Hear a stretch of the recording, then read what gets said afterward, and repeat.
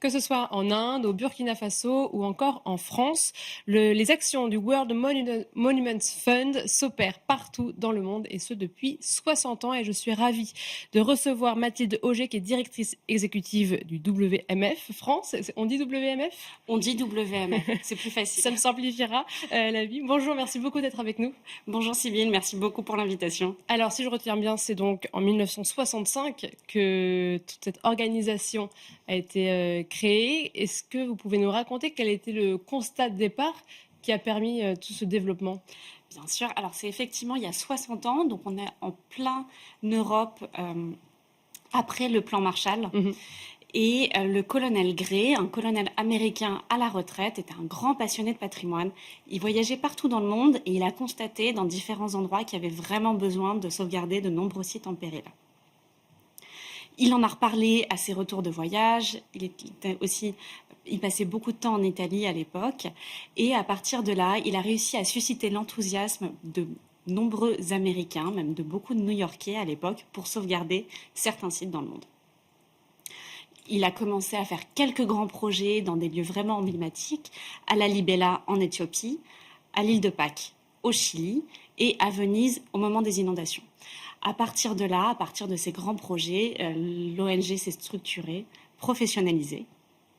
Et on arrive aujourd'hui, 60 ans plus tard, où maintenant on a fait plus de 700 projets dans plus de 112 pays. Et justement, je voulais revenir sur tous ces chiffres clés de l'association. Combien de projets, dans combien de pays? Est-ce que vous savez tout ça? Comment est-ce que vous êtes aussi dans cette organisation?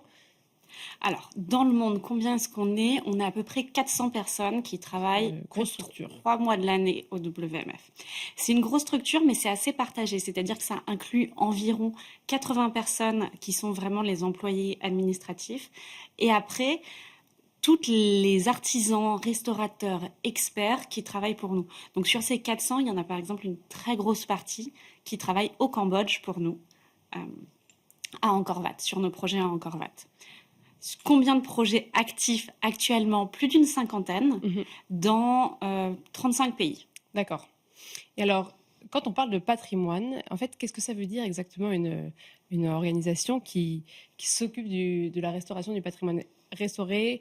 Qu'est-ce que vous faites concrètement dans chaque site? Et j'imagine que ça diffère en fonction de la typologie du site. Tout à fait. On s'adapte vraiment aux besoins de chacun des sites. Mais ce qui est très important pour nous, c'est qu'on travaille sur le patrimoine mobilier, sur le patrimoine immobilier, vraiment oui. Sur les monuments, sur du patrimoine tangible. Et là, à partir de là, on travaille sur des sites très, très différents les uns des autres, que ce soit des espaces agricoles historiques, traditionnels, des grottes rupestres ou du patrimoine beaucoup plus moderne et contemporain. On adapte notre action aux besoins, donc ça peut aller de la restauration, de conservation physique, à de l'aménagement, à la réflexion sur l'accueil des visiteurs, comme par exemple ce qu'on a fait à Teotihuacan, ou également des projets de valorisation de ce qu'on appelle en anglais de l'advocacy, pour vraiment défendre certains sites contre des dangers, contre des destructions potentielles. Et on inclut également dans toutes ces actions la protection de certains savoir-faire liés à des monuments. On a par exemple un très beau programme de restauration, de formation de restauration à la feuille d'or au Japon, à Kanazawa, à la taille de pierre en Jordanie pour des réfugiés syriens. En Chine aussi beaucoup. Donc c'est vraiment très très large. Oui, très large. Et comment est-ce que vous sélectionnez les projets? Est-ce qu'on vous sollicite ou est-ce que c'est vous qui proposez votre aide sur certains sites? On choisit nos projets à partir d'appels à candidature, d'appels à nomination. Le plus gros de nos programmes, c'est ce qu'on appelle la Watch, la World Monuments Watch. Ah oui, c'est ça, parce que je voyais qu'il y avait deux terminologies. J'allais vous demander quelle était la différence entre le World Monument Watch et World Monument Fund. Alors le World Monuments Fund, c'est vraiment l'organisation, l'institution, et la World Monuments Watch, qu'on a mis au féminin en français, mais bon, voilà, c'est vraiment un de nos programmes et c'est notre principal appel à candidature dans le monde pour justement sélectionner des nouveaux projets. D'accord. C'est un programme biannuel, international, et tous les 2 ans, on lance cet appel à nomination dans le monde. N'importe qui peut candidater. à la fois des gestionnaires de sites, des propriétaires de sites, des collectivités, des États, mais aussi des individus amoureux du patrimoine qui peuvent tout simplement nous signaler qu'il y a cet endroit absolument sublime à côté de chez eux qui a besoin de beaucoup d'aide. C'est vraiment ouvert à tous. À partir de là, toutes ces candidatures sont examinées par des experts indépendants et internes. On a par exemple un comité scientifique en France qui est présidé par Stéphane Bern et qui regroupe des experts de différents domaines, qui a étudié toutes les candidatures qu'on a reçues en France. Ensuite, on étudie les candidatures viables en interne avec les équipes du WMF. Et enfin, on les donne tous à un jury d'experts indépendants international et ce sont eux qui font une sélection drastique de 25 sites. C'est ça. C'est drastique. Oui, 25 sites, vraiment, c'est là, sur notre dernier appel à candidature, on avait plus de 220 candidatures. Et quand vous avez dit projet viable, j'imagine que c'est un des critères phares pour que vous puissiez intervenir. Sur quoi se base cette viabilité? Sur des arguments physiques, tout simplement. Est-ce que c'est des endroits, par exemple, où on est en capacité d'aller?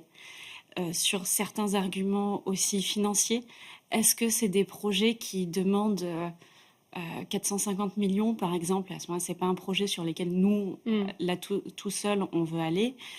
Sur des capacités techniques aussi, est-ce que c'est un endroit où là, tout de suite, on a les moyens? Donc, sur tous ces critères-là, pour voir vraiment ce qui est viable, sérieux, et à partir de là, on se regarde aussi ce qui est d'un intérêt plus stratégique. C'est-à-dire que comme la sélection est tellement drastique, on essaye vraiment de choisir des projets sur lesquels on pense qu'on a une valeur ajoutée plus forte. C'est souvent des endroits où on peut essayer de réfléchir, par exemple, à une nouvelle solution, une nouvelle manière de faire les choses, qui ensuite peut être dupliquée ailleurs, parce qu'évidemment, on partage tout ce qu'on fait. Et le scénario idéal, c'est que vraiment on arrive à imaginer une solution innovante qui ensuite puisse être reprise et aider d'autres sites par le monde.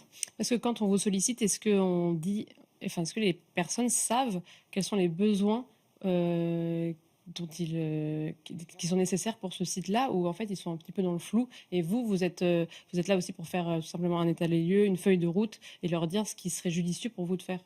C'est variable, mais de toute façon, dans tous les cas, on va commencer par un état des lieux et une conversation très approfondie avec notre partenaire local pour effectivement voir, être sûr qu'on a bien identifié les besoins et ensuite les étapes suivantes pour voir comment agir. Parce que parfois, on peut recevoir une candidature en disant, bon, le problème, c'est qu'il y a trop de visiteurs à cet endroit-là, où le problème tient pas tellement au fait qu'il y a vraiment trop de visiteurs, mais que par exemple les liens entre les visiteurs à un site touristique et les communautés environnantes, ces liens se sont trop distendus. Et c'est plutôt ça le problème aujourd'hui. C'était le cas par exemple sur un des projets qu'on a terminé à Teotihuacan au Mexique. On a travaillé vraiment très étroitement avec tous les villages environnants pour voir comment essayer de resserrer les liens, et c'est passé par l'organisation de différents événements avec les populations locales, mais aussi par des études préalables et tout simplement par des redirections ensuite des circuits de visiteurs qui passent par plusieurs entrées et ce genre de choses. Donc il peut y avoir parfois des solutions très simples et d'autres parfois beaucoup plus complexes, c'est très variable. Est-ce qu'il y a un péril que vous remarquez qui est le plus fréquent dans tous ces sites que vous aidez à se développer?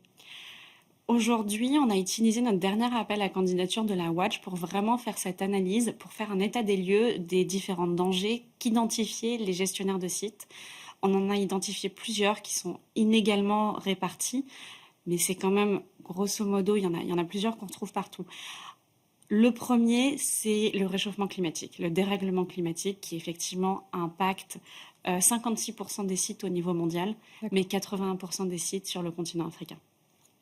Il y a une autre problématique qui est la question du tourisme, surtourisme, sous-tourisme, des endroits qui sont à l'inverse pas assez visités. Le surtourisme aujourd'hui, c'est un endroit un péril qui impacte majoritairement l'Amérique latine et la Caraïbe. Tandis qu'il y a aussi des sous-tourismes du coup et des lieux du coup qui sont pas en fait entretenus par manque de moyens. Alors les manques de moyens est d'ailleurs un des périls pour le coup assez universel à différents domaines, mais c'est aussi sur la liste. La question de l'industrialisation, une industrialisation un peu trop forte qui met en danger des sites historiques, particulièrement le cas en Asie. La question de l'accessibilité et du site de l'histoire qu'on raconte. Et ça, c'est un danger qu'on observe assez fréquemment. C'est des sites qui sont de toute façon fermés au public. Et en fait, au fur et à mesure qu'ils sont fermés au public, s'ils ont un peu perdu leur usage, à partir de ce moment-là, plus personne ne voit vraiment comment les protéger au mieux. D'accord. Donc ça, c'est un point sur lequel on travaille beaucoup. Et c'est le cas, par exemple, du site qu'on a en France, la chapelle de la Sorbonne, qui est un site absolument somptueux au cœur de Paris. Mais comme il était fermé depuis 25 ans, aujourd'hui, l'enjeu, c'est vraiment de le réouvrir. Et oui, et d'attirer le public, d'en créer aussi tout un discours, et cetera. Et vous avez parlé un petit Exactement. peu de financement. Comment ça se passe? Est-ce que vous avez des appels, aux dons pour chaque projet? Comment est-ce que vous organisez tout ça? On a la chance de s'appuyer vraiment sur une philanthropie privée qui vient D'accord. de différents univers, des individuels, des fondations, des entreprises. On s'appuie sur certaines grandes entreprises à différents endroits dans le monde. On travaille beaucoup avec TTS en Inde, Accor, le groupe français, Mmh. nous accompagne aujourd'hui sur la Watch autour des questions du tourisme également. Et on fait effectivement des appels aux dons, des campagnes de levée de fonds sur chacun de nos projets. Une fois qu'on sélectionne un projet, on élabore un budget Ouais. avec le partenaire local pour voir à peu près de combien est-ce qu'on a besoin. Et à partir de là, on commence notre levée de fonds. D'accord, mais donc vous avez quand même une certaine base, financière, d'année en année qui est assez constante et qui vous permet de vous projeter? Tout à fait. Et ça, c'est quand même important. C'est variable et aujourd'hui, on est plutôt dans une phase en expansion sur ces dernières années. Et on a la chance de pouvoir s'appuyer sur assez de gens qui nous soutiennent depuis longtemps pour être capable d'évaluer quand même en se disant, bon, ça c'est un projet réaliste, ça c'est un projet qui l'est moins. Et en parlant de projets réalistes, vous avez proposé un projet sur la Lune. Est-ce que vous pouvez nous en dire un petit peu plus? On terminera l'interview là-dessus. Alors, le projet sur la ligne, effectivement, c'est un projet un petit peu différent. C'est notre projet qui est cette fois le WMF s'aventure dans l'espace. Alors, pour le coup, c'est vraiment un projet surtout autour de l'advocacy, de la protection de la Lune. C'est-à-dire que la Lune a un patrimoine déjà extrêmement riche, en fait, autour notamment de la base de la tranquillité, qui regroupe plus de 80 aujourd'hui d'artefacts différents. C'est là qu'on a la première empreinte de pas sur la Lune. On a aussi un rameau d'olivier en or qui avait été apporté ici par Neil Armstrong. Donc on a beaucoup de choses. Simplement, la Lune n'appartenant à personne aujourd'hui, c'est difficile de le protéger juridiquement. C'est déjà classé comme un site historique par l'État de Californie depuis une quinzaine d'années. D'accord. Mais en revanche, il n'y a pas beaucoup de protection juridique. Et nous, on veut élaborer autour de la Lune un projet, un accord international pour protéger ce patrimoine, alors même qu'aujourd'hui, on est dans une phase où il y a beaucoup d'exploration privée, beaucoup d'exploration aussi d'États qui n'ont pas ratifié les différentes conventions sur la Lune. Donc on ne prévoit pas là tout de suite de développer beaucoup de choses comme ça. Touristique sur la Lune, non. Mais en revanche, juridique. une protection juridique. Un peu sur le modèle du traité de l'Antarctique. D'accord. Merci beaucoup Mathilde Auger. Je rappelle que vous êtes directrice exécutive du World Monuments Fund France. Merci d'avoir été avec nous et merci à vous tous et tous de nous avoir suivis. C'était Arrêt Marché, édition Week-end.